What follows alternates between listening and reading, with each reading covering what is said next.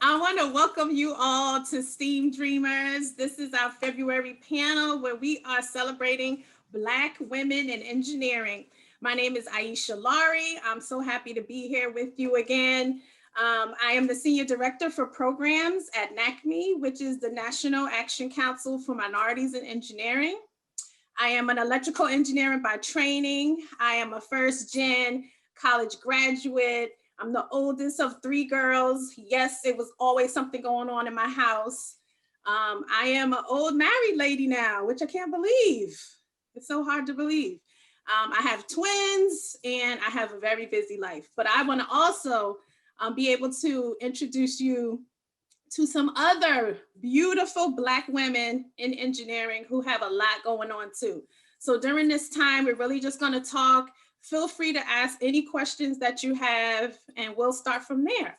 So our panelists today, we have Natalie Collins DeCambry, and she is an electrical engineer. We have Dr. Jatia Hart. She is a nuclear engineer. Miss Jasmine Sadler. She is an aerospace engineer, and Miss Sierra Civils, and Dr. Sierra Civils, and she is also a nuclear engineer. So we're going to start just by talking to them. I'm going to actually share a quote that I actually got from another woman in engineering, and she's a professor at Princeton University, Harvard University. And she basically talked about how it is that you really cannot separate race from your gender, right? And we all, when we think about that, it really is hard for us and it's really exhausting.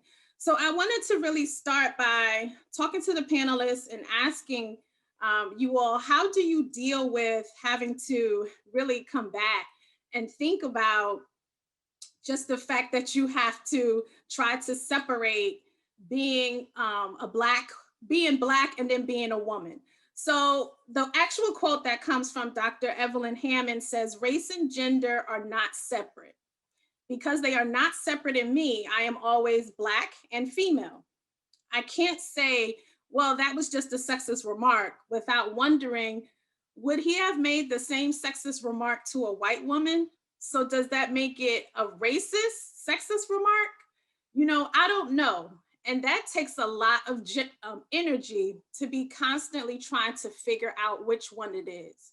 So I wanted to start by asking my panelists that question in terms of how much energy do you spend on managing the effects of your intersectionality? And I'll start with you, Natalie. That is a great question. I really don't put a lot of energy into it currently, just because of my experience in my industry. I'm in the pharmaceutical industry currently, and I work a lot in the IT space. So I work with the information technology folks, which tends to be white male heavy.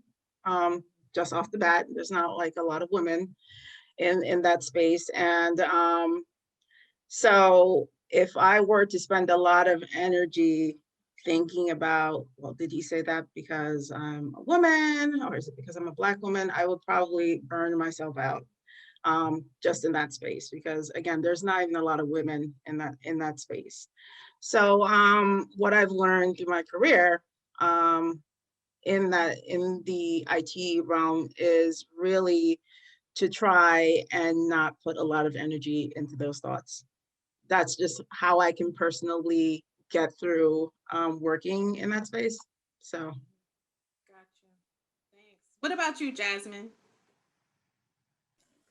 I know for me, like I have a lot of intersectionality, being a dancer and an engineer too. So having the right side of the brain, the creative side, and the left side of the brain, the more analyzing side. So there's a lot of intersection that I have. Like I am STEAM, I am a Black woman, all of the things that we all have as our identities. And so to separate some of those things, I guess instead of really trying to judge on if somebody is saying something to offend me, and if they're saying it because I'm a woman or because I'm Black. I really look to the times people compliment me. And then it's like, are they complimenting me because I'm a woman, or are they complimenting me because I'm Black? Or, if I'm doing something really cool, are they like, wow, that's beautiful because I'm a woman? Or wow, that's beautiful because I'm Black, so those kinds of things, that's what I try to look towards, especially now that I work for myself. And so I'm not in the corporate space anymore, and I choose who I work with. And there are people who compliment me and appreciate me for everything that I bring to the table, instead of trying to segment me into different things. Great answer. Thanks so much for sharing, Jasmine. Jatia? So first of all, I just want to say I am very excited to be here with all these Black queens. Okay, it is Yes. very rare that I am someplace with so much melanin and so much excellence, because I know you guys are here because you are doing it in your field. So I want to say that, shout out to my girls. And I would say that I have put on, I have had to develop like a defense mechanism, because I don't have time to think about it all the time, every time I come in a room. So I cut straight to the chase. I don't know if you think about it or not, but let me tell you, I'm gonna come here and I'm gonna establish who I am and what I do, so that there is no mistake. So one thing that I always do is, when I'm in a professional meeting and I'm meeting somebody for the first time, I always introduce myself as Dr. Jatia Hart, because I need you to know, whatever you thought you knew, we gonna recondition it. So I unfortunately at this point have had to just out of the bat assert myself. And I know sometimes that rubs people the wrong way, but I don't have time for it. So yeah, you might have thought, that I'm a world-class engineer like I am, but just in case you did not, let me just establish parameters from the start. So I guess that's a way that I've built that into every interaction or professional interaction that I do have. And yeah, unfortunately, that's the space we move in. Like, if you are a Black woman and a professional, that's not the first thought that goes to somebody's mind, that she's world class, that she's the boss, that she's in charge here. And so I do have that just out the bat, let me reset your expectations. And so that is one way that I deal with my intersectionality. Right. So if you guys didn't know, now you know. All right, Sierra. Well, I'm just going to echo what everyone else has said. I do take a little different approach. I've been asked this question a lot. I do tend to think that some of the stuff in my field is more about your gender sometimes more than your race, because I see a lot of Black men that are successful nuclear engineers and in managerial roles and things like that. And I like at my job specifically, there's just a lot less women. And so even the white women and things like that, I feel like they get questioned the same kind of way that I get questioned. And so, the approach that they take is different than me, because, after a certain point, I'm like, okay, look, I have a PhD. I'm not going to keep repeating myself. Like, either you want me to do the work or you don't. And so that's kind of the approach that I've taken now. It took me a long time to get to this place where I'm like, okay, I have these credentials, I've done these things, so you just need to, credit what I'm saying. A lot of times we are in this mindset, that's how we were raised. We have to work harder and things like that because of our race, because of our gender. But now I feel like, what, I've done a lot of work, and I don't feel like I need to prove myself. So. Yeah, I completely agree. I think it really also like goes back to the saying that I always heard growing up, and I'm sure most of you heard it as well, just like never let them see you sweat. So just keep going, doing what you got to do, and you know that you can overcome it and not think about what anyone else is saying about you. You know that you have the ability, then you keep going and don't worry about, what other people think. And just, kind of to that point, in terms of, what people have said and what you have seen. So, can you all just talk a little bit about growing up? I know for myself, I didn't see women who looked like me. I didn't even know much about engineering at all when I was younger. So, you know, just in terms of having those role models, I didn't have those. Can you all talk about, you know, your experiences? And if you didn't see those role models, what was it for you that made you become interested in studying engineering? And I'll start with you, Jasmine. Yeah, I love answering this one because it's the easiest answer. I didn't have any. I didn't have any role models to look up to. There were no other Black women that I saw in the aerospace building, you know, the years that I was there. There was nobody really there other than one other girl who was in the class with me. And so it was really tough to not really know if anybody had actually graduated from this program. I'm like, I know people have to have graduated, but I don't know any Black women who have a similar background as me actually graduating from this program. Like, I don't know them personally. And so that was very tough, because especially when I got to the point where I'm like, I don't know if I can do this. If I would have just been able to say, oh, Belinda did it, like now I know her, you know. So but we just gotten reconnected 2021 with the other women who graduated before me in aerospace. And so we've been like this tight sisterhood because we know what it's like. We're the only ones, and it's only about 30 of us who have graduated from aerospace at University of Michigan in like the past 100 and something years of the program. There's like 30 something Black women. Wow. So now we're like this sisterhood of like, you know what it's like. And so even just now that we were on a panel together and it was run by students who are currently students of the university, like now they get to see us. When for me, it was like, I just had to keep encouraging myself. Like there has to have been somebody. I didn't even know about, you know, Katherine Johnson at the time. You know, that didn't happen until 10 years after I graduated. So it's just like things like that. Like there has to be somebody, but I had no idea who it was. Right. Whew, we've come a long way and we still have a long way to go. So with that, I know you're from, you went to Michigan as well, Sierra. So I'll go to you and ask that same question.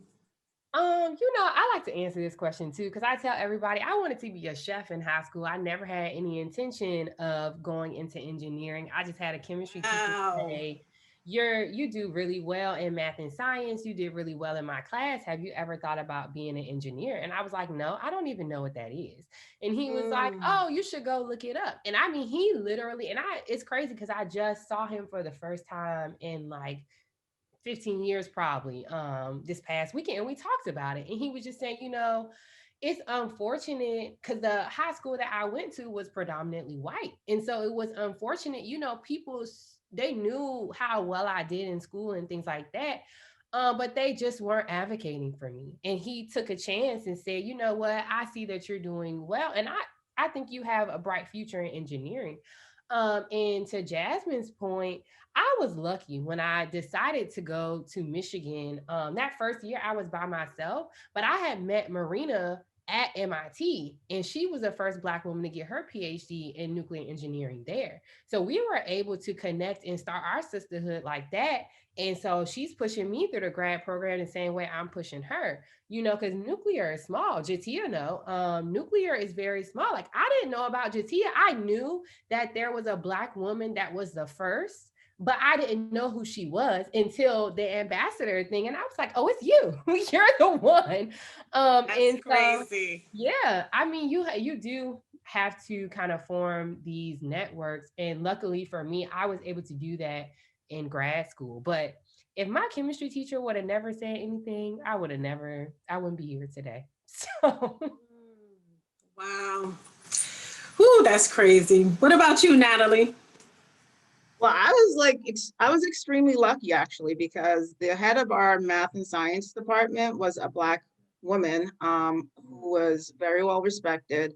And she actually advocated for the brown students in the school. So there was a lot of programs where, for instance, I think sophomore year of high school, she somehow got together with Ramapo College and Letterly Research Laboratory and got a bunch of students into a program where they would, you know, go to a summer program through the college and then end up working in the research laboratory for the rest of the summer.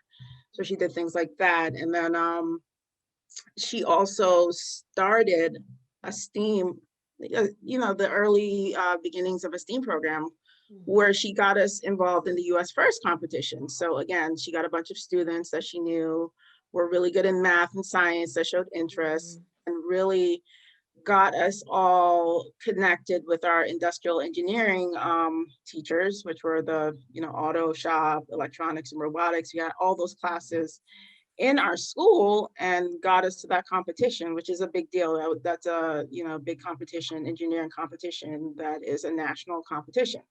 So I was very lucky to be exposed very early on in high school. So I knew engineering, science, math, and I'm eternally grateful for that. I do keep in contact with the lady. Oh, that's great. Yes, she is Miss Sandra Aiken. She was really she really changed a lot of direction for kids in our school, and that's how I ended up at Stevens. So Stevens helped us with our US First competition. I ended up on campus doing some of the work there on our robot that we made, and I ended up at Stevens. So, Stevens was different. There was not a lot of Black people there, as Miss Lowry knows. So we went to school. We went to school together. I think it was like less than 10 people in our undergraduate class that year. But I was lucky that I really had that exposure. So, and I think that's very important, especially in high school, Right. Yeah, definitely not a lot of people who looked like us there. And Yeah. my same experiences are just as you all are mentioning as well. I had, no idea about engineering at all. I had never even heard the word engineering until probably my junior year. And I had a geometry teacher, a white woman, who was like, "You're involved in all the clubs, you're doing all of this. And have you heard about engineering? I think you should do it." And I was like, "I'm going to be a lawyer." And that's what I told her. I was like, "My mom watches a lot of law shows. I see the women there, they look nice and they carry a briefcase. That's what I'm going to do." And she's like, "Think about engineering." And she actually took me to the college campus where she actually taught like on the weekends. And that's how I wound up being there as well. So very similar stories. And Jatia, if you would share with us as well, kind of your experience. Well, sorry about jumping on and off. You can see I have kid issues. That's here, all but, right. that's how part of juggling, and it's okay. That's what we do. We do what we need to. It's real life. Yes, very real life. And my husband is on the call at the same time, so we stuck him in front of the TV, and that's not quite working. But so I will say that though I did not know any Black women in engineering, it was always Black women who kind of came to my rescue. And so that's why I just really love my Black women. And my mother was an accountant, so she knew the math. I loved math, but I didn't, again, like Aisha, I didn't see myself in a career because I saw the media, when I was growing up, it was Melrose Place and Ally McBeal. And, they had on cute skirts and they was, tousled hair and I was like, that looks like fun. And I wanted to go into business, and my mother literally just said, "Hey, if you go into engineering, I'll give you a car." And I was like, sold, literally. Even though I was going to summer camps, on the math quiz team, I didn't even consider it as a career, just because it didn't appeal to me. And I would say at every point in my career, I have had a Black woman supporting me. No, they didn't know exactly what I was doing. My mom got me into engineering. I didn't even know about graduate school, even though I had like a 3.9. It was a Black woman who had a PhD in education who told me, "Why don't you consider graduate school?" It was, my parents. It was always one Black woman who was like, "Consider this." Even if they didn't have any of the information, they were that spark that kind of had me pointing in the right direction, and I took it and ran with it. And even to this day, Sierra was talking about, I met her, a year and a half almost ago, and she still supports me to this day. We were talking the other day and I was, really down about something. She's like, no. If you want to do this, do this. She like got my life together. So I just want to say, maybe you may not be an engineer, or you may not be the expert in engineering or a career path, but all you have to do is really be that spark. And it's so important to have that cultural connection, because it means a lot. So if there's any teachers or parents or community group leaders on this, I just want to say, keep talking to them, keep mentioning things, because it matters so much, that support and that connection. Yeah, it definitely does matter. And that's why, even having the opportunity to be able to present information to students. And I always tell people, even if it's one student who asks a question, you never know what the other students just may not be saying, right? Just because only one student asks doesn't mean the other students aren't curious. And all you can do is be able to present them with the opportunities. Sometimes that's just enough to really spark a seed, where if you never even had the opportunity presented to you, then you don't even have that option. So different programs, that they have for women in engineering, or, minorities in engineering, take advantage of them, participate, get involved, get engaged, and share them with other people that because you never know when it can make a difference. So I know we talked about a couple of challenges. How do you all, overcome some of those challenges? Any situations or tips that you has really helped you, or you've really grown into while being in this space of usually being the only one? And I'll start with you, Natalie. Yeah, so again, I'm in the IT space. I'm always the only one, only Black woman for some reason. It's like always. And it doesn't really affect me because I learned how to compartmentalize stuff. So when I'm there, I'm just there to, give you my knowledge, because I'm in quality assurance. So my job is really to make sure that the company doesn't get into any types of issues with FDA in my space where I'm supporting. So that's what I'm there for. I'm there to give you that knowledge, answer questions, give you that guidance that you need. And I generally just do not go for any kind of shenanigans or BS anymore. I've learned through the years, through my 20 years in that space, because sometimes they will really try to antagonize you and pull you out of that professional space, especially, some of these newcomers to the groups, or people who are trying to prove themselves. And they will think you're the one, and you have to let them know you are not the one. You know your stuff, you're there for a reason. But that's something that you really have to learn through experiences. Sometimes, earlier in the career, you kind of internalize it, and you kind of let them push those buttons, and you don't want to do that. So I know how to compartmentalize stuff, so it's easier for me. But I have colleagues that really get emotional and kind of pick up on other people's BS and let it affect them. And I really try to let them know, to not let people take you there. So I'm sure we'll all have similar answers, but what about you, Jasmine?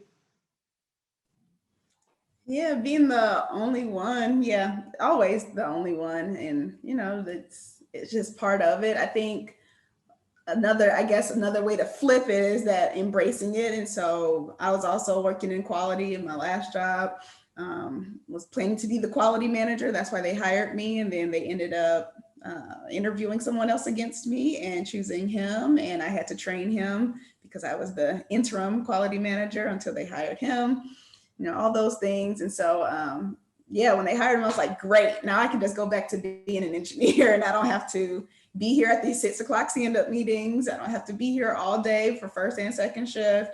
This is great. I love it. And then my director at the time was like, well, I keep, pushing for you. And I tell them, if they don't give you the job that they hired you for, then there's no reason that you should actually trust them to do anything in the future. And I'm like, oh yeah, that's true. I shouldn't trust them anymore. But the reason that I stayed ultimately as long as I did was for the other Black people that were there. And so it was about 120 people at the plant. I was the only Black engineer. I was the only Black salaried employee. And then there were only about 7 Black people total. And so, you know, for me, I was just like, I was doing it for the culture. Initially, I was doing it for my little brothers and sisters who were looking up to me at work. And I'm like, that's the only reason I'm still here, is to like talk them through what they're going through right now. But then, yeah, at the end, it was like, this is just for the culture, because they need to see a Black manager here.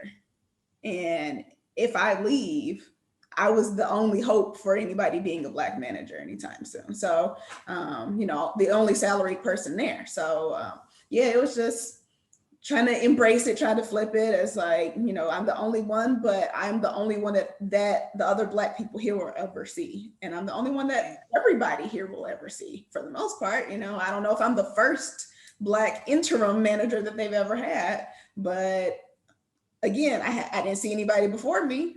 So, you know, I think I'm probably the first Black one that they've ever had. And then the first and last that the people that I worked with might even see. I mean, it sounds like we have a group of women who are just not going for it at all, no matter what. What has been your experience, Sierra? So, you know, I'm a little different. I try not to say too much. So I feel like what's really helped me overcome a lot of challenges is I'm very strategic about the circles that I have. So in grad school, I had a group of Black women that, you know, we got together every Thursday. We had scandal night, and every Thursday we would just come and vent about grad school. You know, these things are going on. My advisor said this, my lab mate did that. And that's kind of where I went to vent, and we kind of bounced a lot of our ideas. Okay, how are we going to approach this situation? Because you don't, you know, want to be, and especially in grad school, you don't really have a lot of power. So you have to be very strategic about, you know, what you say and what you do. And now at APL, I know 2 other Black PhD nuclear engineers there. And so we have meetings where we get together and we say, look, this happened, or we celebrate our wins, you know. So I've been very lucky and strategic in setting up these groups of women that I can go to and vent to. I just feel like if I vent and I get it all out, then I'm not going to come to work looking like the angry Black person. But I do feel like even in those situations, there are instances where we're like, okay, that's not going to work. So let's figure out, how do we, you know, handle this situation? So that's, you know, for me, I've really leaned on other people to overcome a lot of my challenges. Yeah, I think just as you mentioned, it definitely takes some different situations and you handling them differently to figure out what's the best way for you to continue to move. Because how I handled situations 10, 15 years ago is not how I handle situations right now.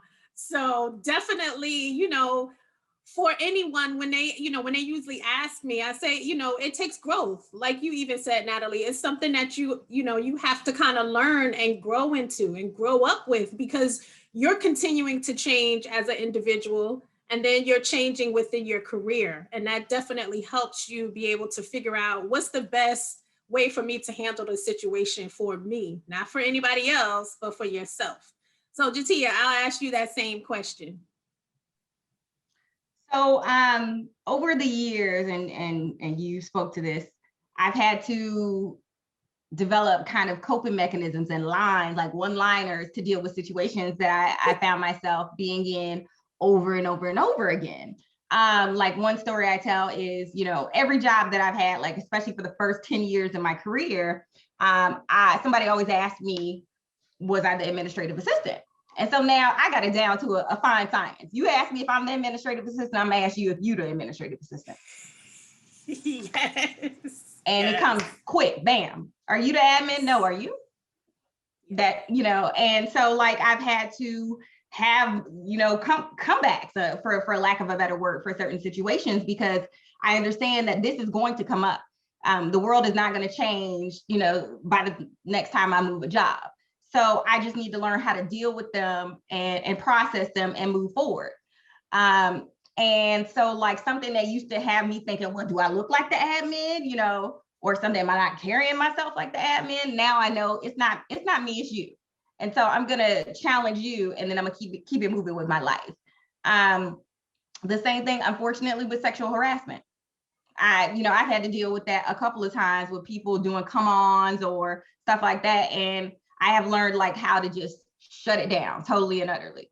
If you send me an inappropriate email, I had somebody send me an inappropriate email to my personal email, and I had it, I was ready for it. I said, please don't send me inappropriate email. If you have a business, something that you want to talk to me about business, you need to send it to my business email and use appropriate business terms. Unfortunately, that is the world that we live in. So I put in place these coping mechanisms, and have learned to not take it personally, that it's not me. It's not me. It is definitely not me, and it's not y'all. So let me share that with y'all.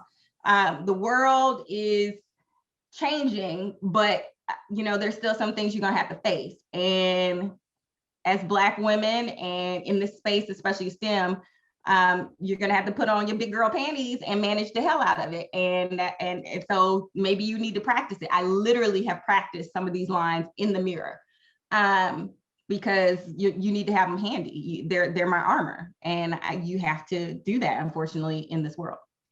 Yeah. Oh my goodness. It's crazy sometimes how, just getting together with other Black women who are in the same space, and it's like, these are some of the same stories. It's ridiculous, because I constantly, in my field as well, was looked to be the administrative assistant. I would travel with my colleagues who were usually older white men. And because we were traveling together, it was assumed that I was their assistant. And I, just like you said, Jatia, looking like, do I look like the administrative assistant? And so for the beginning of my career, it really made me, I felt like everywhere I went, I had to have on like a 3-piece suit almost to make myself feel like, am I dressing where I don't look professional? And then it just got to the point where it's like, we're traveling, they might have on khakis and a polo, and I'm getting on a plane with heels and a 3-piece suit. Like, this is ridiculous, all because I don't want anyone to have the perception that I'm their assistant.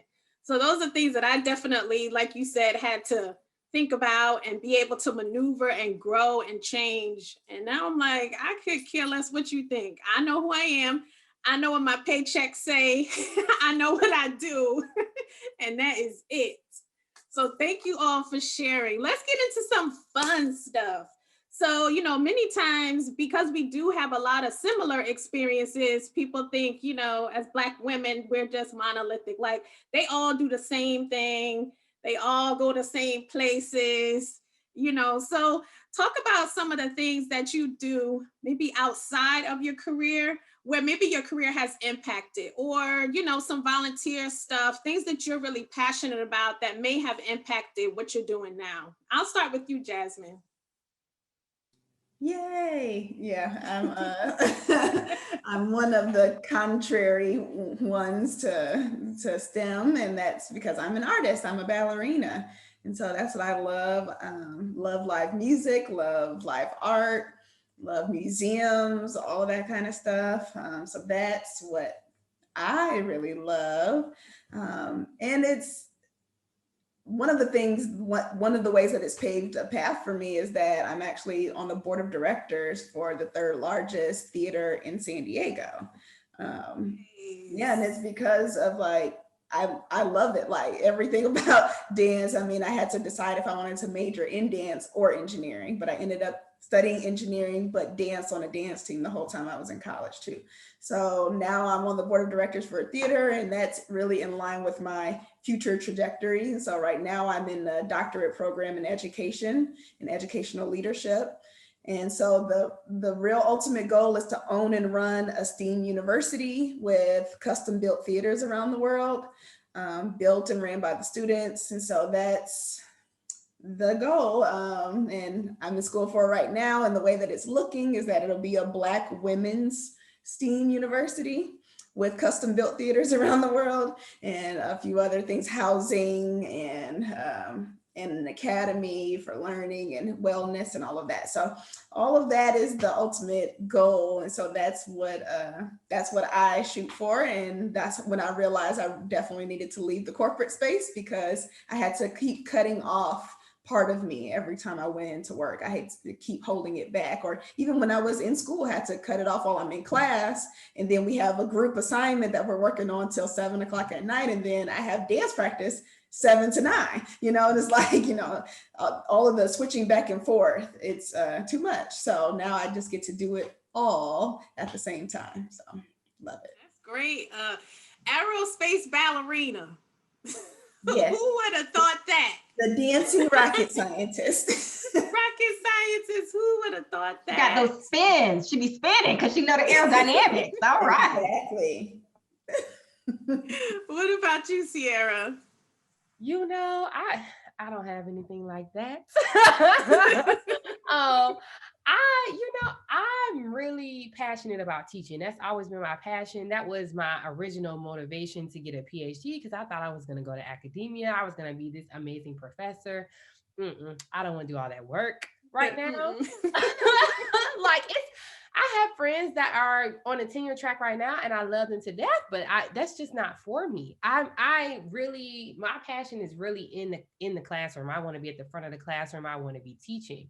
And so that's the thing I like about one of the things I like about APL the most. They have a built-in STEM office. So, we were talking about managing time and setting up, different outreach events. I don't have to do any of that. I literally go to the STEM office and say, hey, I want to work with a young Black female student, and they do that. They set it all up. So before COVID, I was doing weekly math mentors. I had a mentee. I've been working with her for a year and a half. Right now I'm doing MESA classroom meetings. So I'm, going and talking about what does it mean to be a nuclear engineer. And so that's kind of the stuff that I like to do in my free time. Until I find a point in my schedule where I can be back in the classroom. That's kind of what I've been doing. That's great. That is just as good. I mean, it's not being a ballerina, but you are still helping. You are still helping. What about you, Jatia? So I just want to say I can't wait to go to a performance at Jasmine Sadler University. I'm going to mark my calendar. I'm going to follow up with you and ask you how that's going in a couple of months. So I'm excited to hear about everybody's things that they got going on. Oh man, we just do so much. For me personally, I like gaming. I love doing games. I have like a couple of gaming groups. I was on a trivia last night. So I do that a lot in my free time. I just got into Animal Crossing because my gaming group told me about it. And like, it was interesting because I had a doctor's appointment the other day and I'm like on a Nintendo Switch like this. And and somebody's like, oh, is that a tablet? I was like, no, this is a Nintendo Switch. Yeah, it's for 10-year-olds and I'm on it. And I'm building my island. Thank you, please. So I really embrace that that's where my creativity comes out. I know this is funny, but I like the Instagram videos and making that. I just made yesterday, I was getting ready for an outreach performance. And so I did a time lapse and put together this video of me getting ready. And it was great. Yeah, I just thought I was like, my friend and I were talking about the song that I used with the Talking Heads, letting the days go by. And I was like, time lapse. And so I kind of just giving people a glimpse into my life and doing the gaming. I played Among Us, which is, I have millennial friends. I am an older millennial, but I have younger millennial and Gen Z friends. So they tell me about things like Animal Crossing. I do Dominion. I love a challenge. I love being, my family is cutthroat in games. Sometimes we can't even play. We got to stop. It could be phase 10. It can be anything. I just love the challenge. I love the interaction. I love the strategy. Once upon a time, I was on a reality TV show, Survivor, that had a lot of strategy. Didn't go so well for me because I found out I don't like outdoors. So not quite my thing, but I just love a challenge. I love meeting new people and I love the interaction that comes with playing games. And so that's my zhuzh right now, games and communication.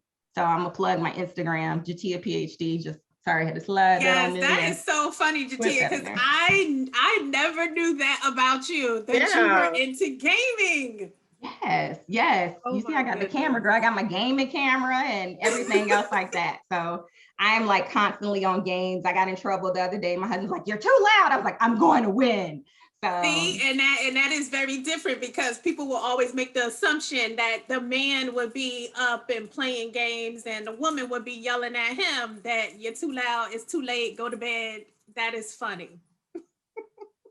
it's been What my about saving you, grace during the Natalie? pandemic. Sorry. This is such a great question, just from hearing the responses from the other three participants. But I'm heavily into sports. I'm a sports person. So I have a bunch of boys. So I have 4 boys, and they all did sports or do sports. So I do a lot of coaching for soccer and track. Um, that's really what I'm into. I'm like heavily into sports, more than the kids actually. So I'll be watching soccer all day and, you know, trying to convince them to play soccer. And my oldest plays soccer, so we'll work with the team. I used to coach their soccer team. So it's so funny that we all just name such different things. We have a ballerina, we have a gamer, we have somebody that's heavily into sports, we have someone that loves to teach. It's the question was perfect. It's like we are not the same person. Right. And I get that question a lot from other people when they try to put you into a box, especially if they have met or interacted with another Black woman. And soon as you come along, they think that they already have you figured out. Yeah. And it's like, I'm happy that you met that other Black woman, but we're not the same person. Like, we like different things, we do different things. So just like you said, Natalie, I'm happy that, like, I like to ask that question so that you can really see that we are not monolithic, that we definitely like a lot of different things, and you may be very surprised at what those things are. So those are like, that is one question that I definitely get from students who ask about other things that I'm into. It's like you all said, like, I am not into it as much as I used to be, but I was heavily into fitness and I need to get myself back. So I was I like remember I was your a jazzercise. jazzercise instructor for like 10 years. And I was like so into it and I need to get myself back there. But that is one thing that I really love. I love exercising. I love walking. I mean, I just love the adrenaline and the feeling that you get when you're like exercising. And so that is definitely something that does surprise people when I tell them about it. But that was really, really my passion for a long time. And I need to get back to that. My body is telling me to. Um, but one of the other things I want to get into is I know at least Jatia and Natalie, as well as myself, we all have children. And so that's another question that comes up, like, how do you balance like your kids and doing different things that, you want to do? So Natalie, you have 4 boys and you finally had your little girl. Finally had your little girl. So, I mean, if you could just talk a little bit about that, like, being a mother, even within this space of still being like the only, how do you deal with that? How do you handle it? It's difficult to juggle the work-life balance. What I've been fortunate with the people that I report to, just generally who I work with, that, I'm open about my family and what we do, activities and things like that. I like to share. I'm a sharer. So, so when I come up with things like, oh, I have to go to California for this junior track meet, they're like, oh, okay, great. It's not like a big deal. I'm able to really balance it, especially now because we're home from my company. We're working from home, which really helps me a lot with the work-life balance with the kids. But before, it was definitely a little bit more difficult, leaving work, picking them up, doing all these things. But, I find generally just communicating with those you work with, especially those you report to, on what's important to you in life, and being able to really manage your own time. Not You don't have to be micromanaged. You have to let them know you know how to manage your own time. You're an adult. So you don't really need, let me know when you need it, what you need, when you need it, and I will definitely let you know if it's doable. If it's not, I'll let you know why not. And just manage expectations. You can't really go through life just saying you can do this, you can do this, you can do this all the time. You really have to learn how to push back and manage expectations of people, because at the end of the day, they will really appreciate that type of feedback. Some people like to take on a lot of stuff and then stress themselves out and then have to go back home and manage the kids and things. I've learned, again, and this is a learning experience, from the 20 years plus I've been in my career, that communication is key with those you work with. They will appreciate it. You'll be respected more. They'll know that if you say you can't do something, you really cannot do it. And you definitely will be able to balance home and work better that way. Yeah. Being able to say no, whew, it Yeah, was a tough lesson, but people I have a hard definitely time. had to learn it. Yes, people have a hard time with it, but it's a sign of maturity Yeah. that you know what can be done, and you have to let people know. Yeah. What about you, Jatia? So I'll tell anybody who asks me who you choose like to have kids with is like the most important decision if you decide to have kids with, and don't take it lightly, because that's the rest of your life, honey. Because your kids, God willing, are going to outlive you. And so you're always going to have that dynamic. So make a conscious choice. And so I'll tell you right now, when I was looking to get married and settle down, I made a list. And I was like, on that list, I was like, he has to be open-minded. If he thinks that I'm gonna take care of kids, I don't even like kids like that. Like, I love my kids. I'm gonna say that. But I do not like kids. I'm like young kids. I'll say that, young kids. That's not my age group. And like, I was never the one who was like, hey, people ask, will you babysit my kids? Because they knew I was like, no. And I grew up in a large family and I was the youngest. And so my brothers and sisters were having kids. So I knew the realities, like that they were a lot of work and a lot of time. And so when I went to find a partner, I definitely wanted somebody who was willing to shoulder their responsibility. And also, I was very honest. Like, my husband knows I want to be in STEM. I want to go hard in my career. I was honest about that. And STEM is selfish. Sometimes it can, especially this kind of STEM I want to be in, and the levels that I want to get to at my career, I'm going to have to be selfish. Like Steve Jobs wasn't running around, babysitting. And I mean, you don't babysit your own kids, but, and I was very honest. Like, I was like, we need help, because I cannot be there at 5:30 consistently to pick up the kids from daycare. I'm gonna keep it real. So I think doing that and choosing and understanding the path that you choose and how that affects your career, your work-life balance, communication with your partner. And honestly, for this year and these past 18 months, my motto has been grace and space. Give yourself the space to do, the things that you need to do. Understand that things take longer, that things don't move as quickly. And also, when you set these expectations, give yourself grace if you cannot meet them, and give grace to others. So really, I've been in that space. The grace and space don't always work out like that, but then I just turn it on around and try to give more grace and space. And definitely when it comes to children and balance. Yeah, thank you for that. Because I mean, even just being able to not only even with like your coworkers and people you work with, but being able to tell your family no too. That is one of the toughest and hardest things for me, because I'm always trying to make sure everybody's happy. Like, everybody's happy, everybody's good. If you need me to be somewhere, I'm going to try my best to be there. But I've had to even like push myself even beyond work to be able to tell my kids I can't do something sometimes, or tell my husband, like, I'm not gonna be able to do it. You're gonna have to do it. I'm just not gonna be able to. And then I think one of the things that has worked for me is that in things that I do outside on my own time, trying to get them like involved in it, so they really understand at some points what it is I'm doing. So even today, like on a Saturday, like, I'm not just sitting around doing anything. So I get like my kids involved to give me tips on, when I'm talking to students on Zoom and they're like, okay, Ma, don't say this. Okay, don't say that. Like getting them engaged.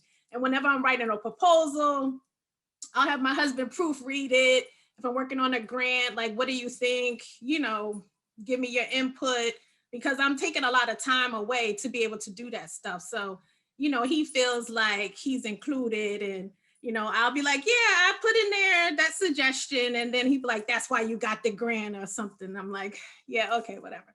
So I think like getting them to be involved in some of the other things I'm doing, which is why I can't participate in everything. So, like, I'm not going to be able to go to your game today, but trust me, I'm rooting for you. I'm going to watch it when you got the video, and, all of those things I think really helps with that as well. And I know Sierra and Jasmine, you all don't have any children yet. I know you have, you may have fur babies or other projects that are like your babies. So I hope that you're able to, when you get to that point, be able to balance all of those things, because it's a lot. When you have kids, it's a whole nother dynamic. I can share a little bit. Yes, I do not have children yet. Not even Girl, wait long as you can. Wait long as you Yes, can. take your like, not even a time. partner, like nothing yet. And I am happy with that because I love being by myself. I have my dog. He just turned 11. I had him since he was 2 months. We just Oh, tight in the game. So that's good. But I know for me, in order to balance things, I guess, and even just thinking about it as an engineer, when you balance things out, it's not that you're necessarily not doing something, like you're taking something out, like you level them out, with each other. And so the one time I can think of in particular was when I was in school for my MBA, my master's in business administration. And I knew it was going to be really tough. I had class 2 nights a week after work. So for 2 years straight. So in order to do that, I had to balance out my job a little better. And I was initially in the test cell working with engines and all of these mechanics and everything. And I balanced it by getting a different job role where my schedule was more predictable and I would get off at a certain time pretty much every day. And I knew that I could make it to class on time. So things like that. And it didn't mean that I needed to quit working in order to go to school. I just needed to balance it out a little better. And so I think there comes different things that'll happen in your life where you need to balance it out. And ideally, when kids come, just things balance out in a different way. So then it makes a lot more sense. And so the things that I do that I can put a lot of energy into now, I may not be able to put as much energy, and that's okay. And then I just have to balance it. So did you want to add anything else, Sierra? She said no. No, because I don't know how to balance. I'm still learning, so I'm just going to take everyone's advice. And that's what sharing is for. Like, I love what Natalie said, I'm a sharer. That's what sharing is for. So you can learn from other people and take it and make it your own and figure out how you want it to be done. So as we have a few minutes left, I just want to ask you all to provide some advice for any Black and brown girls who are watching, any of their parents, any of their teachers who may be thinking or even not thinking about going into the field of engineering. So I'll start with you, Natalie. The biggest advice I have for girls and young ladies is don't feel it's your responsibility to make people feel comfortable with you being a Black woman, because it's not your responsibility. If they're not comfortable, that's something that they have to work through. Don't change your personality. Don't feel like you have to shrink yourself to make people comfortable. Be yourself, and really just don't shrink yourself. I don't know if you've experienced it, any of our panelists, but early on in my career, I just felt like, I had to make people feel extra comfortable with me being there. I am the only Black woman in the room, but I have to make you feel comfortable. And that's really it's very stressful, first of all. It takes a lot of energy. And then you're not focusing on what you're supposed to be focusing on, which is either school or your career. So I would just say, just be yourself. You got to be yourself. I know that code switching is like a big thing and buzzword. I don't think I used to do it, but I definitely don't do that now. I'm just like myself. I go on meetings, I'm me. Hey, this is, I like soccer. I start talking about soccer in meetings. I just talk about things that I'm interested in, and always, I'll always find out something about my colleague. Oh yeah, I like soccer too. Did you watch this game? Blah, blah, blah. Don't feel like you should shrink yourself or your interest and things like that to make people feel comfortable, because if they're not comfortable with you as a Black female, then they have an issue within themselves they need to work through. So true. Don't shrink yourself. Jasmine? Oops. Mine is always, just be everything that you are. And in addition to not shrinking yourself, be all of yourself at the same time. And so, definitely don't diminish anything that you do. Don't diminish anything that you've done. Know your worth, but then also try to bring all of you into something. So even if that's being funny or being, just making things pretty or neon post-its on all the things, just whatever is in you, try to bring that too. So then you don't have to turn off one side of yourself to turn on another side of yourself. That's great advice. Tatia? So I'm going to be honest. I just started using the breadth of my voices at work, like probably in the last 2 years, to be honest. And I feel like I've gotten to the point where I'm not trying to impress anybody or that sort of thing. So like if I'm running a meeting, we talking about Real Housewives. If it's chit chat before the meeting.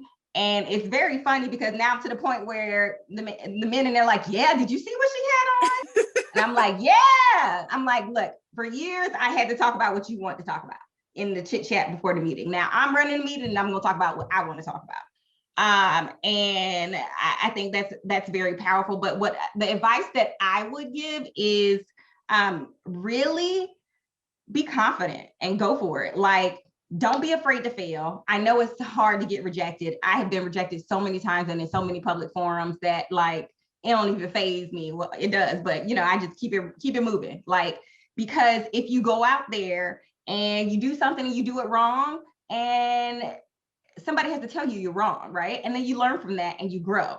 So don't be afraid to go out there and try. Either you succeed or you learn. There you go. You succeed or you learn. Sierra? So mine is similar. I usually, whenever I give kids advice, it's always, be confident. I think a lot of times we have a lot of self-doubt just because or imposter syndrome sits in. And so my advice is always, you know what you know. No one can take away what you have learned and what you have internalized. So at the end of the day, like your work is always going to speak for itself. So Right. it's confidence is something you have to learn over time, but that's always my advice. Yeah, definitely. I appreciate all your words of wisdom. Is so true. And I think for me, like one thing I would say is, if you're looking to do something, your job every day, find something that you love.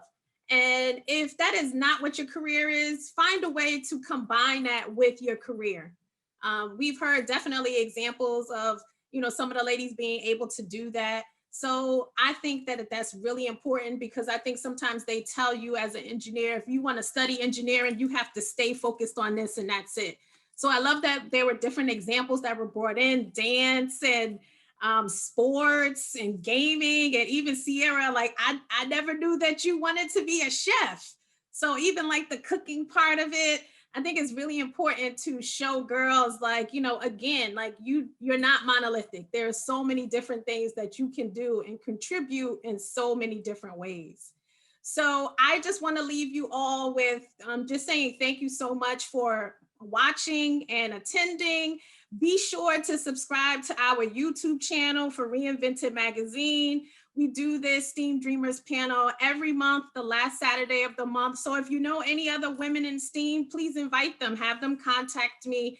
And just like all of the ladies here, they will be more than happy as well to take any additional questions or if you want to stay connected with them. So I hope everyone has a good rest of your day. Thank you for attending. And remember to always think and dream big. Have a good one. Bye.